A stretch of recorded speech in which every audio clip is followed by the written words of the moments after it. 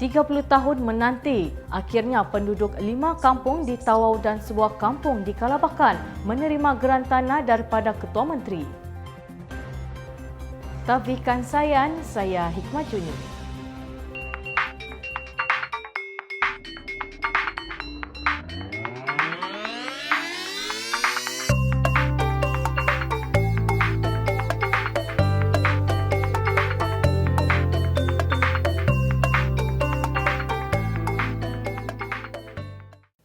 Penantian hampir 30 tahun penduduk 5 buah kampung di Tawau dan sebuah kampung di Kalabakan untuk menerima geran hak milik tanah akhirnya berakhir. Mereka kini boleh tersenyum gembira apabila menerima dokumen hak milik berkenaan daripada Ketua Menteri Datuk Seri Panglima Haji Muhammad Shafie bin Haji Abdal. Laporannya bersama Ardian Shah Ahmad di Tawau. Satu persatu kampung dan tanah yang telah diterokai penduduk sejak puluhan tahun lalu tetapi bertukar menjadi setinggan kerana diambil oleh kerajaan semasa zaman pemerintahan terdahulu dikembalikan kepada rakyat yang berhak.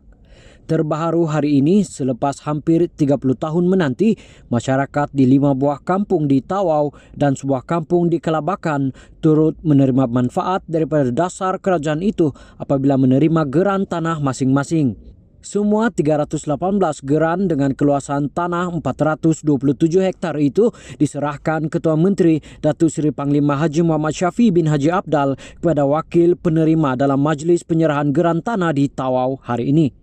Datuk Seri Muhammad Shafie berkata geran tanah itu adalah hak rakyat yang dituntut daripada kerajaan memandangkan tanah-tanah terlibat telah diterokai sejak puluhan tahun lalu namun diambil oleh kerajaan terdahulu melalui agensi. Hari ini contohnya, kita bagi lot-lot tanah kepada rakyat di kawasan Tawau ini. Di merata tempat, di Tongot, di Keningau, di Ranau, di Tongot 60 tahun, 40 tahun. Ada orang di situ yang duduk 20 tahun, 40 tahun. Kerajaan negeri ambil sebagai forest reserve. Ambil forest reserve, orang di situ menjadi setenggan. Ketua Menteri berkata demikian di Tawau ketika berucap dalam majlis penyerahan lot penempatan mangsa kebakaran Kampung Tanjung Batu Otentik dan penyerahan geran tanah di daerah Tawau dan Kalabakan. Katanya arahan telah diberikan kepada Jabatan Tanah dan Ukur untuk mengeluarkan geran tanah kepada penduduk kampung yang berhak. Saya telah bagi arahan kepada pihak Jabatan Tanah dan Ukur mensukan supaya bagi geran tanah itu kepada rakyat.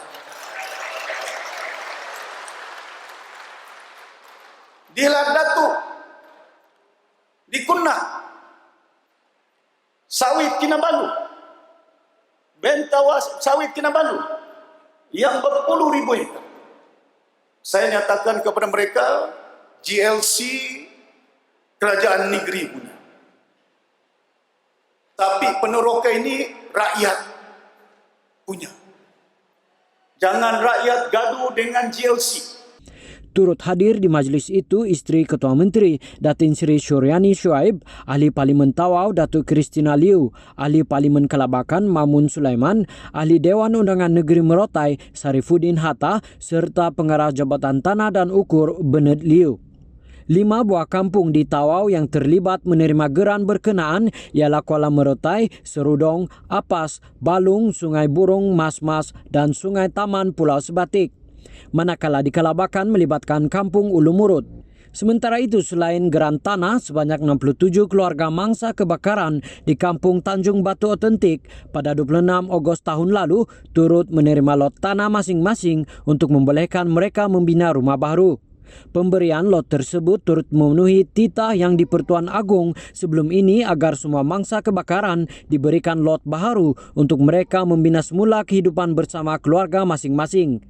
Dalam sidang akhbar selepas itu, Datuk Seri Muhammad Shafie menegaskan mana-mana tanah yang telah diterokai rakyat terlebih dahulu sebelum diambil alih oleh agensi kerajaan akan dikembalikan kerana mereka telah membina kehidupan di situ. Kalau sekiranya di mana berlaku contohnya di kawasan itu sudah pun ada penduduk di situ tapi JLC ambil alih menggunakan bidang kuasa yang termaktub dalam undang-undang Jabatan Tanah dan Ukur Kerajaan boleh mengambil tanah itu. Gazet oleh kendak mereka bukan mempunyai grant, tapi mereka sudah pun duduk di situ berpuluh tahun, ya, dan mereka dah pun mempunyai rumah di kawasan itu. Kalau sekiranya contohnya keadaan itu berlaku, maka kita kena siasat secara mendalam, dan kalau ada keperluan untuk kita bagi alienate the land, we can alienate the land. Biarpun kemelut politik melanda negeri ini sejak akhir bulan lalu, ia bukan jadi penghalang kepada Ketua Menteri Sabah, Datuk Seri Panglima Haji Muhammad Syafiee bin Haji Abdal untuk menyampaikan geran tanah anak negeri atau native title kepada penduduk tempatan. Sebelum ini, program yang sama berjaya dilakukan di Keningau dan Tongot, kini penduduk Tawau dan Kalabakam merasainya.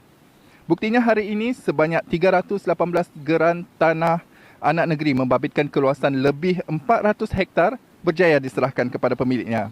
Ia membabitkan 240 geran bagi penduduk kampung Ulu Murut Kalabakan, manakala selebihnya di Tawau membabitkan bahagian ataupun kawasan Merotai, Balung dan Pulau Sebatik. Seperti dalam ucapan Datuk Seri Panglima Haji Muhammad Syafiee bin Haji Abdal sebentar tadi, kerajaan negeri tidak perlu menunggu 15 tahun atau 8 tahun untuk melaksanakan penyerahan geran tanah tersebut. Hanya dalam tempoh 2 tahun saja kerajaan negeri berjaya menyelesaikan banyak masalah pemilikan tanah di negeri ini. Terima kasih Datuk Seri Muhammad Syafiee terus kekal memimpin Sabah. Itu luahan kesyukuran penerima geran tanah yang kami temui di Tawau. Bagi mereka, kehadiran Datuk Seri Muhammad Syafiee adalah satu rahmat buat penduduk yang sudah berpuluh tahun menunggu geran hak milik tanah. Terima kasih kepada Ketua Menteri Sabah kerana memberi geran. Bersyukur sudah sekian lama lah diurus, baru dari memang asal-usul memang situlah. Baik, memang kita rasa cukup bertuah lah. Sebab di antara banyak ramai-ramai rakyat ni, autentik antara yang terpilih lah.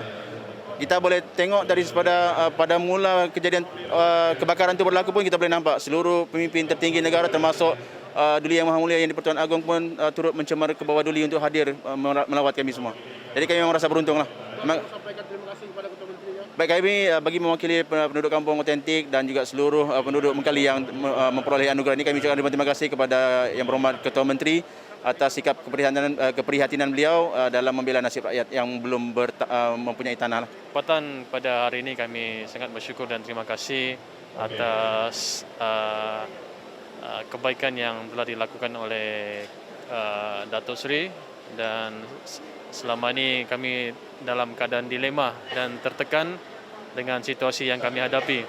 Dan pagi hari ini kami sangat bersyukur, segala keluhan, segala permasalahan kami sudah didengari dan kami akhirnya diberi izin kebenaran untuk menerima tapak dan sekaligus mengisytiharkan tempat kami itu sebagai perkampungan yang sah. Ya, waktu terbakar hari itu dia ada pernah janji untuk menyerahkan tapak ni sebelum ni. Ya. Ya. Ya, dia akan tunaikan janjinya juga. Saya ucapkan ribuan terima kasih kepada Datuk Seri Syafiee Abdal kerana sudi datang dan memberikan tapak semula kepada kami. Itu sahaja. Sudah lama kami menunggu selama ini, tidak pernah muncul-muncul. Jadi sekarang WB kami sudah bagi kami grant, kami sangat bersyukur dan terima kasih. Saya tidak tahu beratus tahun sudah kali, dari nenek moyang kami tinggal di situ. Sangat gembira lah, bersyukur karena kami tidak macam takut sudah tinggal itu tempat kan. Kami sangat bersyukur sebab kami ada ketetapan sudah di situ. Wah, mungkin 20-an tahun. Jadi saya ucap kepada Ketua Menteri Sabah supaya dia tetap berdiri teguh jadi Menteri Sabah. Sementara itu, sebanyak 90,000 permohonan pemilikan tanah di seluruh negeri sedang dalam proses penelitian Jabatan Tanah dan Ukur Sabah, JTU, kata pengarahnya Bernard Liu. Katanya jumlah itu terdiri daripada pelbagai kategori permohonan termasuk geran tanah anak negeri NT. Proses itu mengambil masa untuk diselesaikan kerana JTU perlu membuat siasatan terperinci termasuk turun ke lokasi bagi mengetahui pihak yang berhak ke atas tanah berkaitan. Ada juga kes berlaku pertindihan permohonan membabitkan beberapa pihak. Selalunya pertikaian tanah yang kita jumpa adalah antara pemohon-pemohon sebab di satu bidang tanah ramai orang ingin memohon tanah itu. Jadi dia bertindih-tindih. Kita perlu melaksanakan penyiasatan tanah, membuat pemeriksaan lapangan untuk membuat laporan supaya dapat pihak yang dapat membuat keputusan dapat menentukan siapa yang layak, betul-betul layak untuk memiliki tanah tersebut. Bernard berkata demikian kepada BTTV di Tawau siang tadi. Terdahulu beliau menghadiri majlis penyerahan lot penempatan mangsa kebakaran Kampung Tanjung Batu Autentik dan geran tanah di daerah Tawau dan Kalabakan oleh Ketua Menteri di Dewan Masyarakat Tawau. Tambah Bernard, sebelum ini pihaknya pernah menerima sehingga 300,000 permohonan dan jumlah itu kini berkurangan kepada 90,000.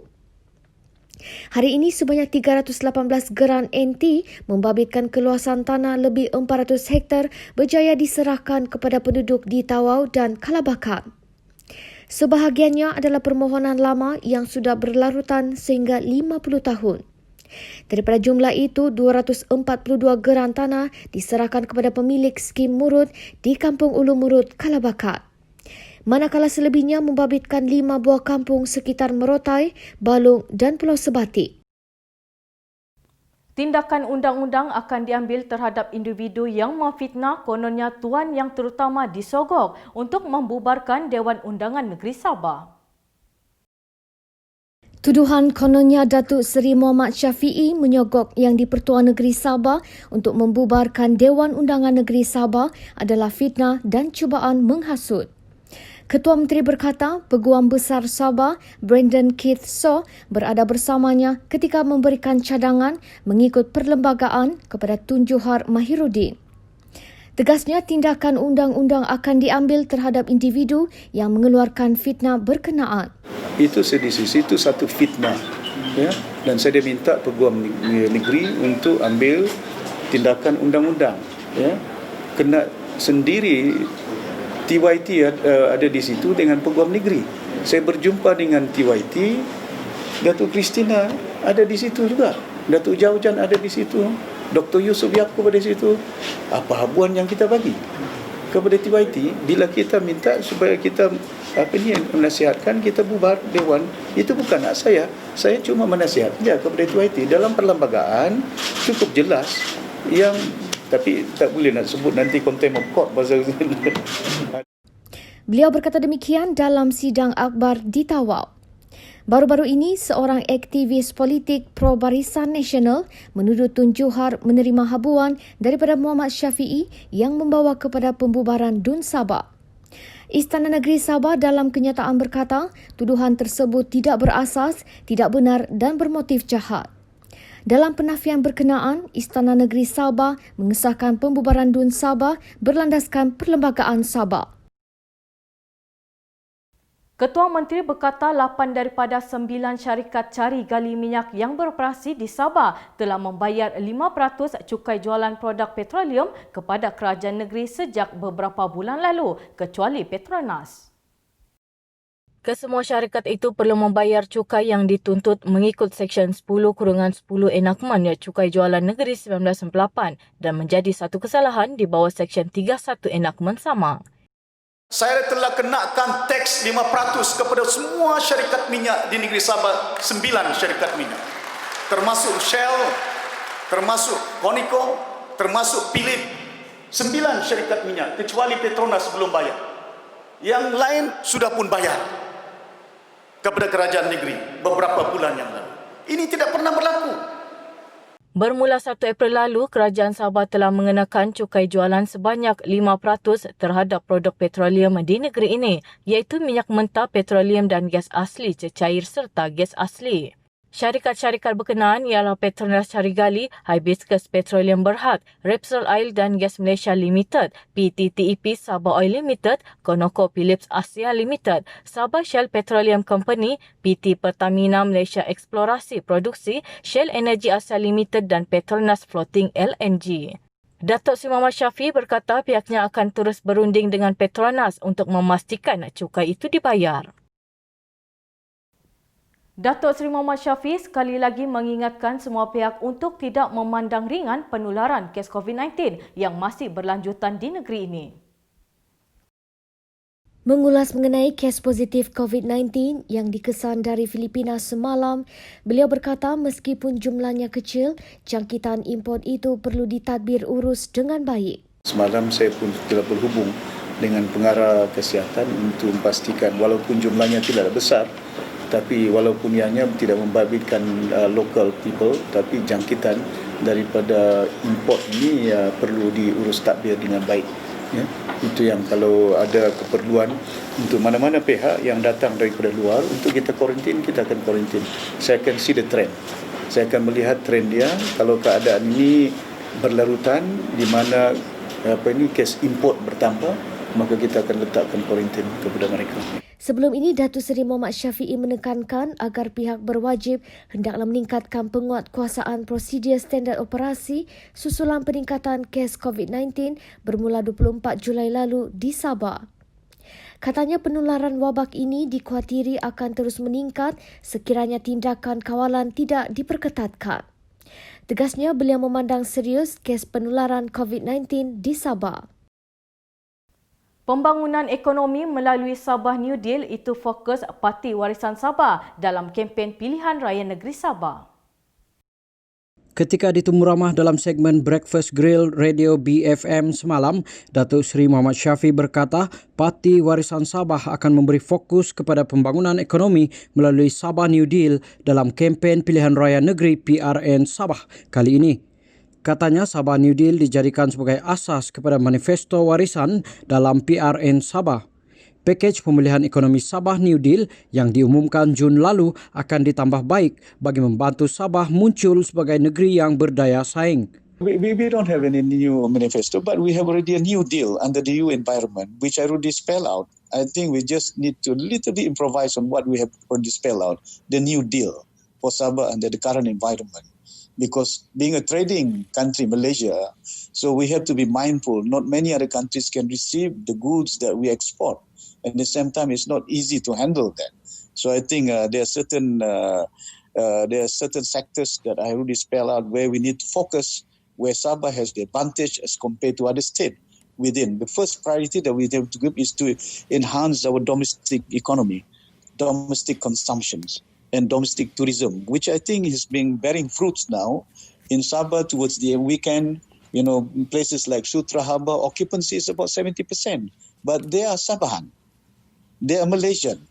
You know, domestic tourism. I'm not relying on foreign tourists for the time being, you know, but I have already indicated to my Minister of Tourism that look into in the future when there's a vaccine where we can control and where there are places, countries that with green kind of zone, no incidence of COVID, that we can work with them and they can come over here. But we are still looking at it, whether it's when is the time frame that we can allow those people to come over to Sabah. Pakej Sabah New Deal dilancarkan pada 18 Jun dengan peruntukan 240 juta ringgit bagi menyuburkan kembali ekonomi Sabah yang terjejas akibat pandemik COVID-19. Dalam temu ramah dengan radio BFM itu, Datuk Seri Muhammad Shafie sekali lagi melahirkan kelegaan dengan kepercayaan yang diletakkan terhadapnya oleh adun warisan yang tidak berpaling tada untuk meninggalkan parti. Presiden warisan ini berkata di sebalik godaan dan ugutan yang diterima, tidak ada seorang pun adun warisan yang asal mengkhianati parti dan membelakangkan mandat rakyat. Out of those YBs that have shifted to the other side, none of my YBs, warisan, not a single one of them. You know, it touches me actually. You know, when I realize that none of my YBs from warisan, in spite of the temptations, intimidations, and also inducement that has been, you know, received by them, move out. Yeah. Of course, with the exceptions of 2 YBs from PKR and 1 YBs from DAP.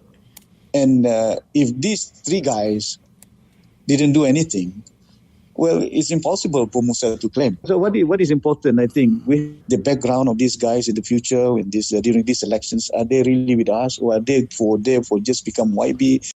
Datuk Seri Muhammad Syafi juga menegaskan terdapat keperluan untuk negeri ini merangka undang-undang yang dapat mencegah tindakan wakil rakyat melompat parti. Sure, I think they will also try their level best right after the elections to buy people too. Of course, I think that is why I think in the future we will do some kind of change amendment on the enactment on how we can refrain them from moving out, from the ruling government. Datuk Seri Muhammad Syafi berkata COVID politik yang berlaku di Sabah memperlihatkan bagaimana sistem demokrasi negara dicemari. Pelbagai kaedah digunakan untuk melakukan ugutan dan mengganggu adun kerajaan selama tempoh 3 bulan ini. Dan akhirnya, sehari sebelum Hari Raya Aidiladha, pembangkang Sabah mendakwa memiliki majoriti mencukupi. I knew that they didn't have the number because when they mentioned they have the number, I have a signature of 45 adun state assemblymen in front of me. They signed it and they said that the pledge is to me and the government of the day. So it didn't materialize for the first month. And they keep on claiming and purport to say that they have the number. But in spite of that, they tried their very best. They even all sort of intimidations and harassments were done to some of our YBs. Even the YBs, some of them call me up. They move from one house to another house, avoiding people's intimidations. Even some of them did a police report. I mean, one of them is YB Jennifer Sembang in Pinampang. When they went to her house, without even a proper warrant as to why they were there. But they were just merely pressuring her, join, there will be money will be around, there will be positions to be given, all sort of things. So realizing that, so with all the intimidations, when I spoke to some of them, so I don't think it's right, as an individual like me, when of course, I wouldn't like to dissolve the assembly because we are facing a lot of problems in the country, not only facing the economic crisis that we have. COVID is also right in front of us, surrounding us. But when I look at it, is the way that they do things, they did it in such a manner, it is better for me to hand over. Let the people decide. 29 Julai lalu, 13 adun kerajaan Sabah bertindak melompat meninggalkan parti bagi menyokong Tan Sri Musa Aman untuk menggulingkan kerajaan. Mereka adalah adun Balung, Tanjung Batu, Sebatik, Pitas, Kuamut, Labuk, Tandek, Tempasuk, Sukau, Kemabong, Paginatan, Inanam dan adun Dilantik, Roniloh. Sekiranya keputusan yang di-Pertuan Negeri Sabah membubarkan Dewan Undangan Negeri Sabah adalah betul, maka ia harus diterima dengan sebaiknya oleh semua pihak, kata Setiausaha Agung Parti Pribumi Bersatu Malaysia Bersatu, Datuk Seri Hamzah Zainuddin. Kalau hari ini betul-betul TYT telah pun bersetuju untuk Ketua Menteri membubarkan State Assembly, maka keputusannya kalau benar, betul, maka we face it and all of us have to decide for the future of our leadership in this state. We'll do it together and nak memastikan siapa yang lebih baik, terbelanglah kepada parti-parti yang ada di negeri Sabah ini untuk berjuang, untuk menentukan rakyat menerima mereka dengan lebih baik daripada apa yang ada. Pada saya, rakyat yang akan menentukan masa depan negeri mereka sendiri. Beliau berkata demikian ketika ditemui semasa perjumpaan bersama pegawai dan anggota Jabatan Sukarelawan Malaysia, Rela Sabah di Pusat Dagangan Antarabangsa Sabah SICC siang tadi. Mengenai surat akaun sumpah atau SD 33 adun terhadap Tan Sri Musa Aman yang dikatakan tidak diterima oleh Tun Juhar Mahiruddin, Hamzah berkata perkara berkaitan politik sebegini boleh menjadi spekulasi untuk sesiapa sahaja bercakap dan berbincang mengenainya. This is about politics. When it comes to politics, everyone has answers to whatever issues, whatever problems. And it becomes speculations that everyone can actually discuss and talk about. But for me, it's very simple. I'm a person who like to see apa pun yang berlaku mestilah diselesaikan dengan secepat mungkin. It doesn't matter whatever that they have said. Yang pentingnya adalah kita mencari penyelesaian. Ditanya mengenai kehadirannya menemui Tun Juhar di Istana Negeri Kota Kinabalu, Menteri Dalam Negeri itu berkata tidak salah baginya berjumpa sahabat lama yang sudah dikenali sejak 90-an. Katanya memang dalam perjumpaan itu mereka ada berbincang tentang masa depan Sabah, namun biarlah apa yang dibincangkan itu cukup diketahui oleh mereka berdua. Tun Juhar is my good friend. We have been a long time friend daripada tahun 90-an lagi. There is nothing wrong for me to go and visit Tun Juhar. And during our meetings, of course, part of the things that we discuss sudah tentulah masa depan negeri Sabah. And the detailed discussion that I have with him, I think let us remain it to be between Tun and myself. Saya yakin Tun Juhar tidak akan menyalahgunakan kedudukannya. Paring kewenangan, saya Hikmah Juni.